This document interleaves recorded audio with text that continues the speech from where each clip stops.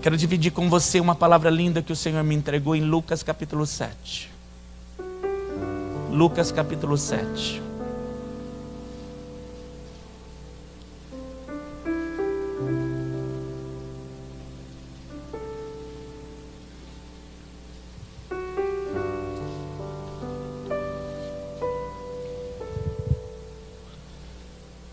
Lucas capítulo 7.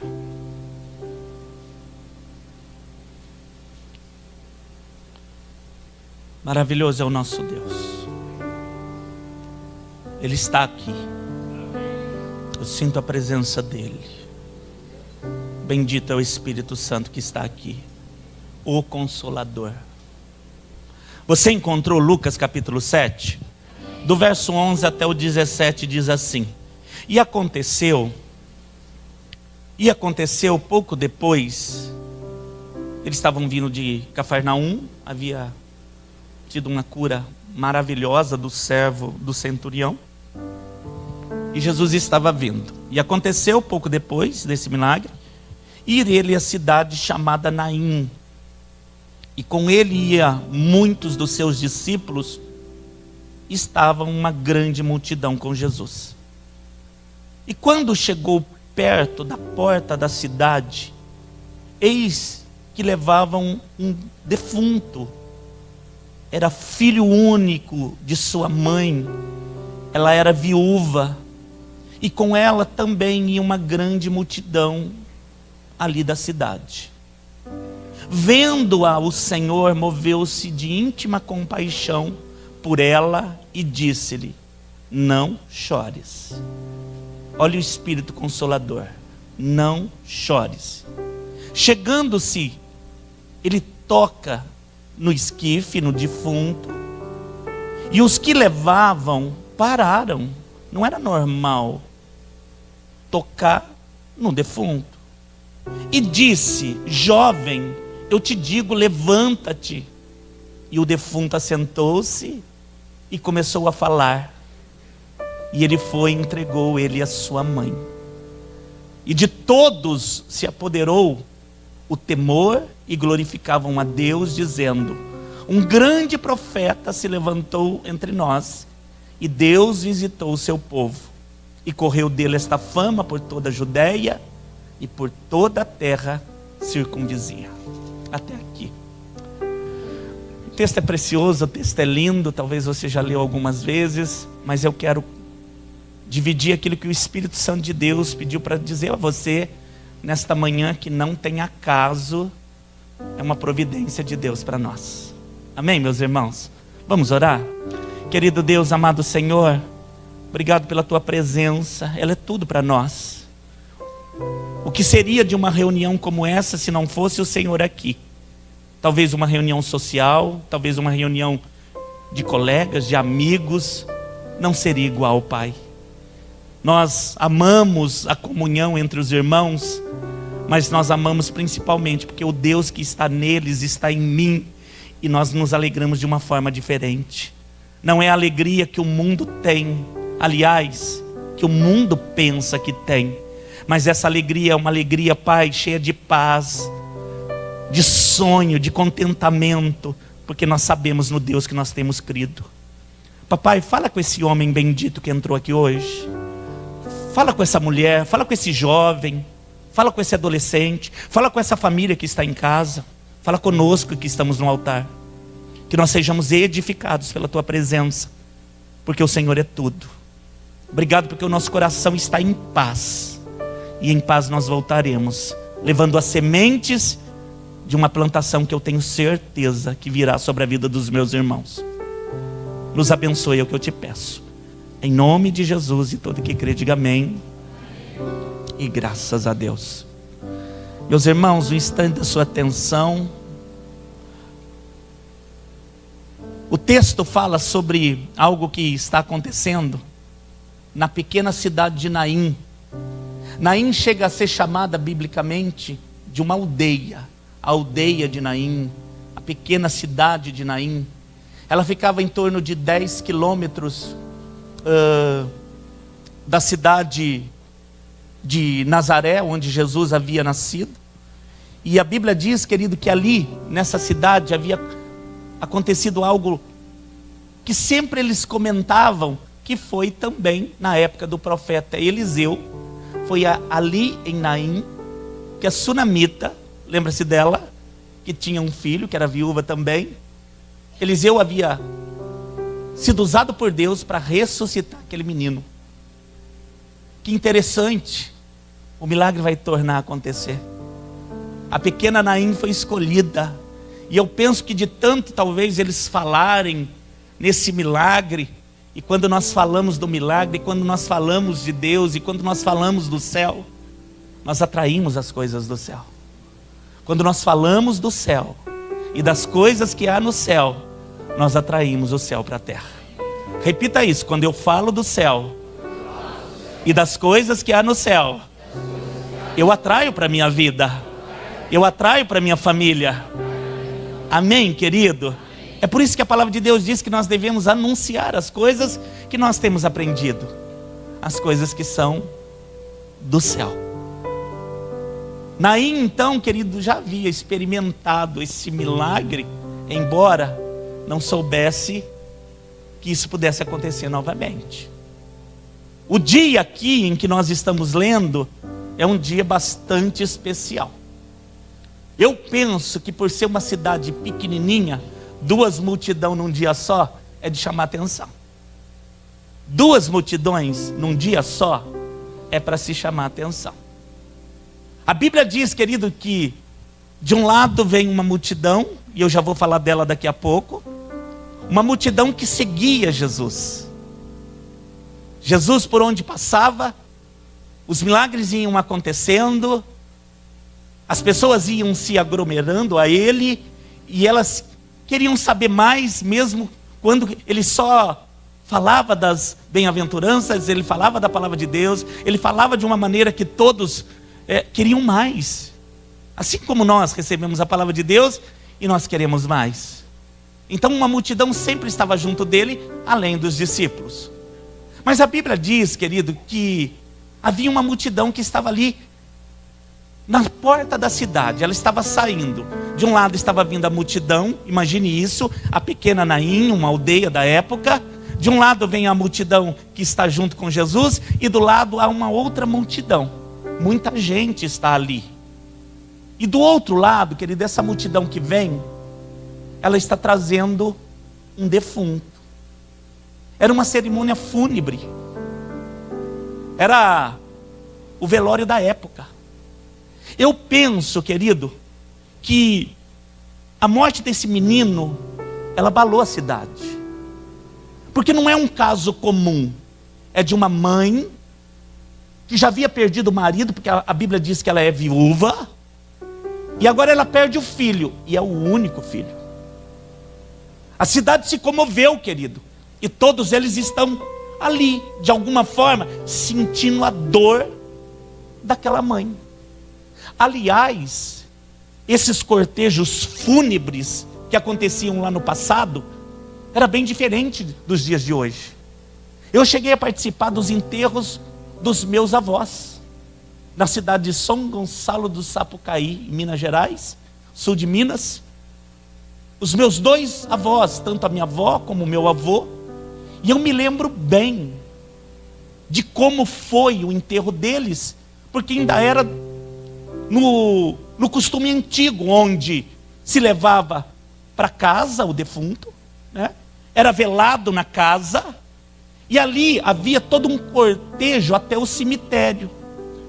Eu me lembro que onde eles passavam, no cortejo fúnebre, todos abaixavam a porta do comércio. Alguns que conheciam e perguntavam: quem é que está sendo enterrado? Ah, é o seu José Rodrigues. Eles diziam: então eu vou abaixar a porta do comércio, e eles vinham junto no cortejo. Então ia se ajuntando gente, num cortejo que começava pequeno, e chegava no cemitério, ele se tornava grande, porque as pessoas iam, indo junto, sentindo a mesma dor, chorando, trazendo um abraço para a família. Assim acontecia, querido, nos cortejos fúnebres no passado. Eu penso que aqui em Naim não foi diferente. A cidade, talvez, com o comércio que tinha, de um caso como esse, que não é comum, eu torno a dizer para você. Tanto é, querido, que o Senhor faz menção a órfãos e viúva. Deus tem um cuidado especial com isso. Essa cidade está condoecida. Essa multidão que vem, ela vem chorando, ela vem com dor. A mãe certamente perdeu os sonhos. Quem vai trazer a provisão? Quem vai estar com ela? A figura do marido era aquele que protegia, aquele que trazia o sustento, que abençoava. Quando não se tinha um marido, a Bíblia diz que essa responsabilidade se passava pelo filho primogênito. No caso dela, o único filho que ela tinha. Mas o fato é, querido, que ela também perdeu o menino. Eu posso dizer que nessa multidão que vem, talvez seja a representação da dor, da perca. Numa ministração que Deus nos usou há tempos passados, eu chamei desse cortejo da morte, porque simboliza a morte, o defunto, o choro, a dor. A direção deles era a cova, não se enterrava dentro da cidade. As cidades eram às vezes cercadas por fortalezas, às vezes cercada de um muro menor, mas era geralmente cercada, mesmo as pequenas cidades. E o cemitério era colocado fora. Eles estavam indo em direção ao término da vida daquele menino. Eles estão caminhando nessa direção. O pensamento da mãe, eu creio que é um pensamento assim, sem sonho, de dor, de tristeza. O que seria a vida dela de agora em diante? Mas nós não sabemos nada a respeito da nossa vida. Ela vai encontrar uma outra multidão.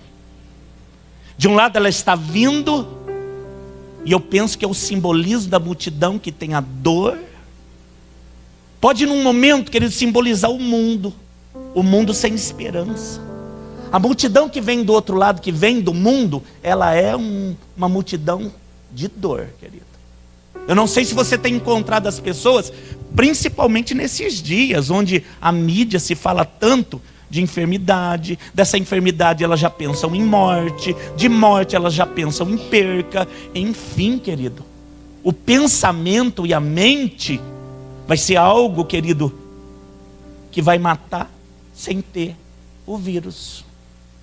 Não tenha dúvida que muitos, estou falando do mundo, entram numa depressão, entram num estágio de morte sem ter o vírus. Mas do outro lado está vindo uma outra multidão. E essa tem Jesus. Ai, querido, conta para o teu irmão, do outro lado vem uma outra multidão, e nela está Jesus. Pastor, como que você imaginou, como que você pensou? Porque foi assim que o Senhor me entregou essa mensagem. De um lado a choro, a dor. Por um momento eu vi até o coração da mãe. Em palavras eu não consigo te descrever, mas ela está muito triste. Os sonhos foram embora, não há quem console essa mãe. Ela já sentiu a perca do marido, e ela está sentindo a perca do filho agora. E do outro lado vem a multidão, e Jesus está nela. O que há nela? Aí eu penso que há alegria. Na multidão que Jesus está vindo, querido, eles acabaram de viver um milagre. Eles viram, querido, os servos do centurião tentando levar Jesus lá para a casa dele. Mas aí, você conhece a história, ele vai dizer: não, eu não sou digno de te receber aqui, mas eu sei o que é dar uma ordem. E se você der uma ordem, o meu servo é curado aqui na minha casa. E o Senhor diz: mas eu não vi uma fé como essa nem em Israel. Seja curado o teu servo. E da mesma forma que os servos foram até Jesus, e a multidão ficou ali prestando atenção, mas o que estão falando? Eu penso que quando os servos viram que o menino estava curado, ou o servo estava curado, eles voltaram dizendo: ele foi curado, uma palavra tua. Eles estão em festa. Ele não precisa nem ir na casa, ele dá uma ordem e a doença sai. Ah, glória a Deus, querido. Ele dá uma ordem e a doença vai embora, querido. Diz para o teu irmão, Jesus dá uma ordem e o coronavírus não entra. Oh, coisa, essa é a palavra moderna, hein, querido? Essa é a palavra de hoje. Ele dá uma ordem e a doença tem que sair. Eles estão ainda famintos, porque, querido, esse texto fala que Jesus está ali, na região da Galileia ainda, ao derredor da Judéia. Ele não foi para Jerusalém, e ele acabara de ensinar no Sermão da Montanha. Foi tanto ensinamento, que eu penso que eles estão ainda comentando. Há muito contentamento nessa multidão, há muita alegria, há muito sonho. Ai, onde Jesus está, queridos, os sonhos voltam. Ai, onde Jesus está, os sonhos voltam. Onde Jesus entra, os sonhos voltam. Diga para o teu irmão, onde Jesus está, se prepara para sonhar, porque Ele traz a realidade. Amém, querido? Quando eu estou cheio dEle, ai, querido, eu aprendi a estar, os sonhos vêm. Ainda que seja em momento de escassez, de momento difícil, o sonho está ali, bem fincado. Jesus está junto. Eu tenho dito para a igreja, o que Ele mais tem dito para mim é que Ele está no barco. E se Ele está no barco, nós vamos chegar do outro lado. Amém, querido? A multidão de um lado é choro, é dor, é morte. A multidão do outro lado é vida. Eu chamei de vida. De um lado representa a morte, e Jesus do outro lado, ai, diga, Jesus representa a vida. Diga para o teu irmão, mas diga cheio de fé, Jesus representa a vida. Aleluia. De um lado está o quê? Diga morte. Do outro lado está o quê? Vida e morte vão se encontrar. Vida e morte vão se encontrar. Diga, vida e morte vão se encontrar. Querido, quem é que vence? É mesmo? Quem é que vence? Diga para o teu irmão, vida e morte vão se encontrar. Diga para o teu irmão, quem vai vencer? Aleluia. Depende de que lado você vai escolher ficar, meu querido. Porque se eu escolher a multidão da morte, é a morte que vai vencer. Mas se eu escolher Jesus, é a vida que vai vencer. Eu escolho Jesus, querido. Eu escolho Jesus. Você também? Ai, você pode aplaudir o Senhor? Eu escolho Jesus. Aleluia. Interessante, querido, que eu penso que por respeito, como havia na época, o cortejo ele continua passando. E a multidão que estava alegre, feliz, ela para. Tanto é verdade, querido, que o texto diz que Jesus vai até ele. A Bíblia não diz que é o cortejo que vai até Jesus, porque a cidade é pequenininha, né, querido? Uma multidão, ou passa uma ou passa outra. Geralmente se para diante do cortejo. Eu me lembro bem do cortejo que eu participei. Se parava tudo, o carro parava, não importa se o semáforo abria ou não, se bem que lá não tinha semáforo. Não vou inventar também. Parava a carroça, parava as coisas lá que tinha. Mas para tudo, o comércio fecha. As pessoas param de andar, elas não se movimentam, elas têm um respeito. Os que tinham chapéu, me lembro bem, eles tiravam o chapéu. Havia um grande respeito. A multidão que Jesus está por um momento para, porque o bom pastor parou. E o texto diz que ele vai observar. E o que ele olha primeiro? A mãe. Quem é que ele olha primeiro? Na figura do Consolador, ele olha para a mãe do menino. E quando a multidão elas se encontram, a vida vai em direção à morte. Jesus vai em direção à viúva, que havia experimentado 2 vezes a dor da morte. E a Bíblia diz que ele se achega para ela e com o coração cheio de consolo, ele vai dizer: não chores. Lê o texto depois para você ver em casa, e você vai ver que ele vai primeiro na mãe. Há uma multidão. Mas ele sabe quem está com dor. Ele sabe a sua dor. Ele conhece bem a sua dor. Quando nós encontramos Jesus, querido, Ele sabe a nossa dor. Aliás, Ele conhece toda a sua história. E eu estou aqui para te dizer, não há impossíveis para Deus. Ele conhece a sua dor e não há nada impossível para Ele. Eu vim aqui para te dizer, querido, Ele conhece a sua dor e não há nada impossível para Ele. Diga para o teu irmão, Ele conhece a sua dor e não há nada impossível para Ele. Pode não ter importância para o outro. Pastor, eu vou contar minha dor para o outro. Ele nem se condoeceu, porque ele não está experimentando o que você está experimentando. Mas Deus sabe a sua dor. E o que tem importância para você, tem importância para Ele. É por isso que Ele vai direto em você. Eu sei a tua dor. Mas tem uma multidão. Mas talvez você não tivesse experimentado o que essa mulher experimentou. E se é com relação a ela que esse milagre tem que acontecer, é com ela que Ele vai falar. Você vai ver no final o que Ele faz. Ele conhece a nossa dor. Não há nada que Ele não saiba.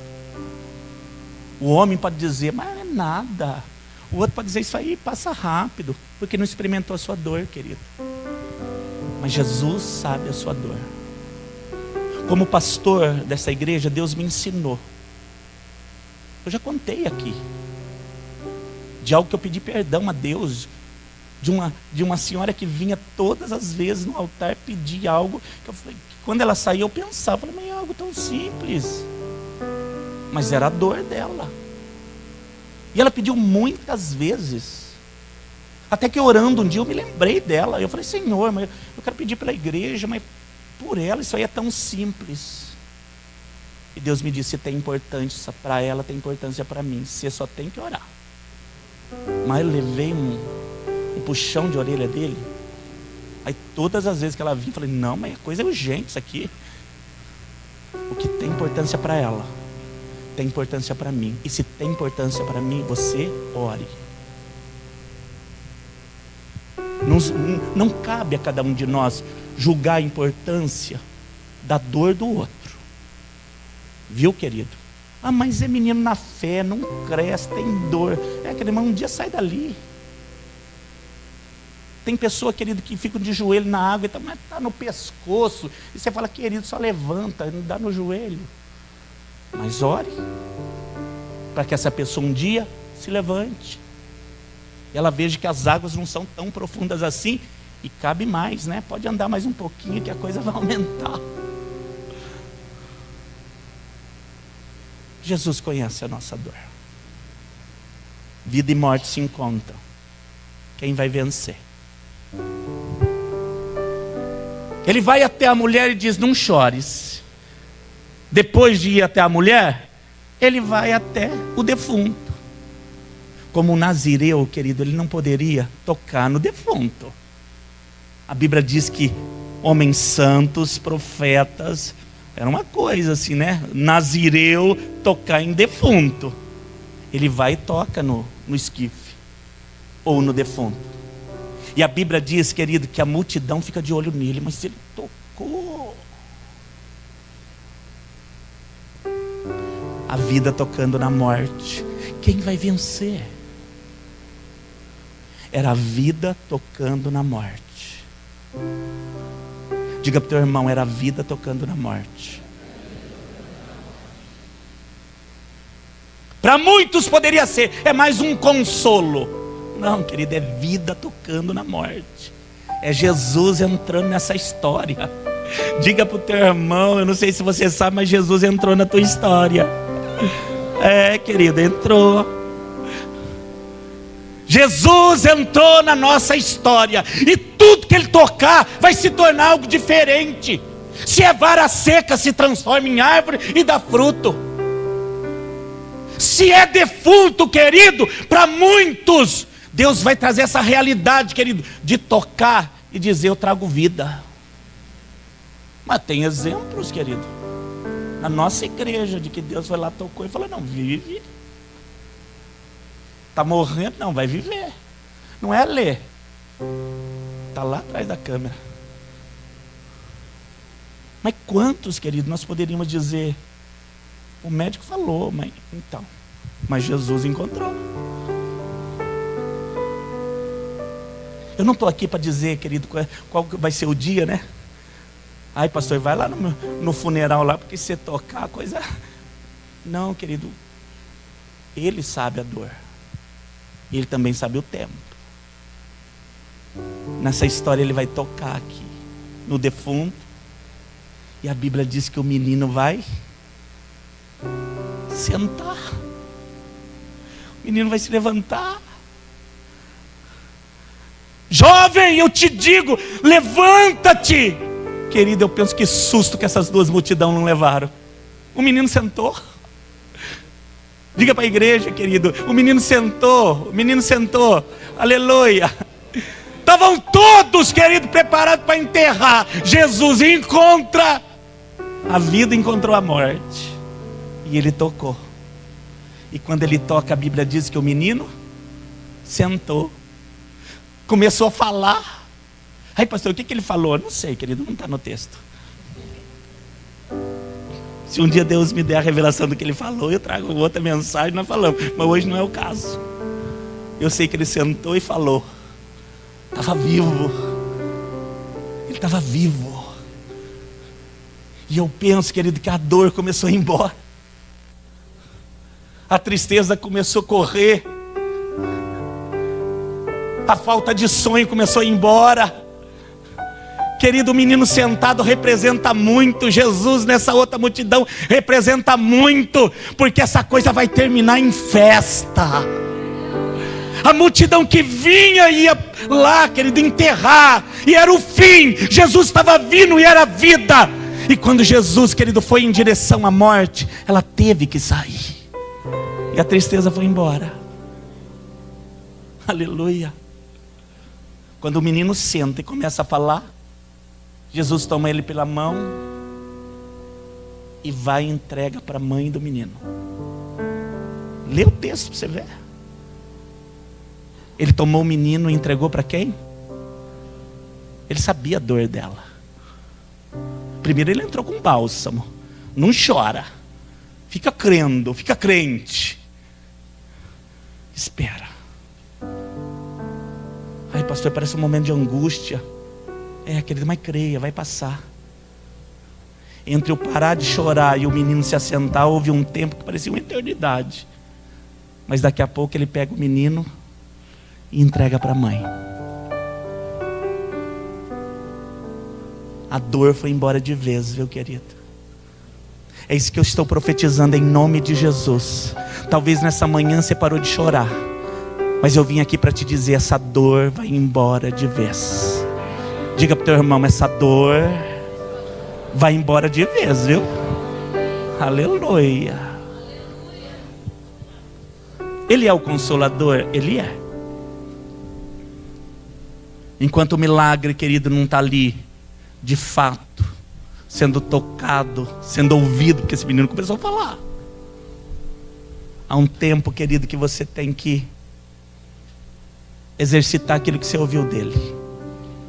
Vou dizer de novo: exercitar aquilo que você ouviu dele.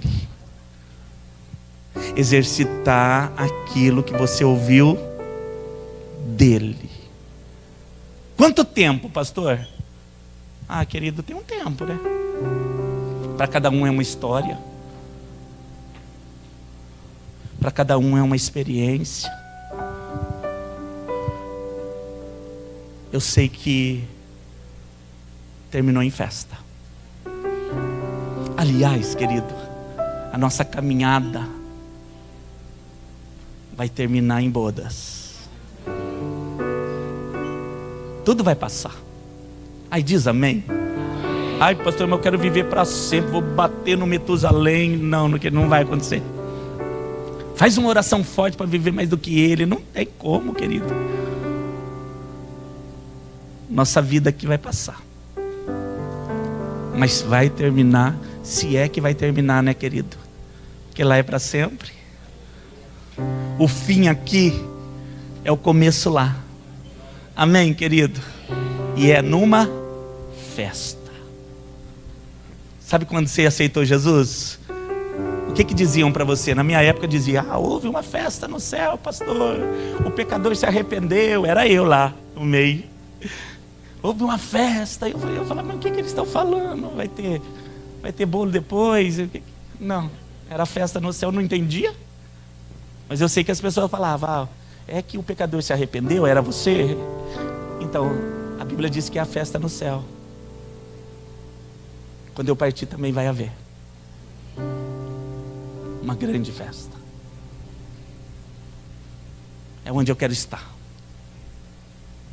De verdade. Estou falando com todo o meu coração. Almejo a festa do céu. Aqui, tudo vai passar. Pastor, mas você não se abala? Querido, humanamente falando, é claro que a gente se abala. É por isso que eu aprendi a correr nele. Que multidão você quer ficar? Eu vou na vida. Eu vou lá ficar falando de defunto até quando? Ah, mas aquela coisa que eu perdi. Ó, querido, às vezes de uma forma inconsciente, você está fazendo esse cortejo todo dia. E você fala de morte, e você fala de falta de sonho, e você fala de tristeza. E querido, quem te encontra, você fala: vem, entra no luto, vem junto. Querido, tira essas vestes de luto, tira essa cinza da cabeça, coloca óleos de alegria, meu irmão, em nome de Jesus. Coloca vestes que resplandeçam a glória do Senhor na sua vida. Amém, meu irmão? Nós precisamos, querido, com todo o recurso que tem, ser anunciador de boa nova. Entra aqui nessa multidão aqui. Que multidão onde Jesus está? Morte e vida se encontraram. Quem venceu? Ó, está terminando, querido. Morte e vida se encontraram. Quem venceu? A vida sempre vence. Jesus sempre vence. Amém, querido? Diga para o teu irmão, mas diga com muita alegria: Jesus sempre vence. Ele está com você? Amém. Aleluia. Você vai vencer também. Amém, querido? Diga para o teu irmão: ele está com você? Você sempre vence também. Aleluia. Você vai vencer, viu, querido? Em nome de Jesus. Morte e vida se encontraram. Ele venceu.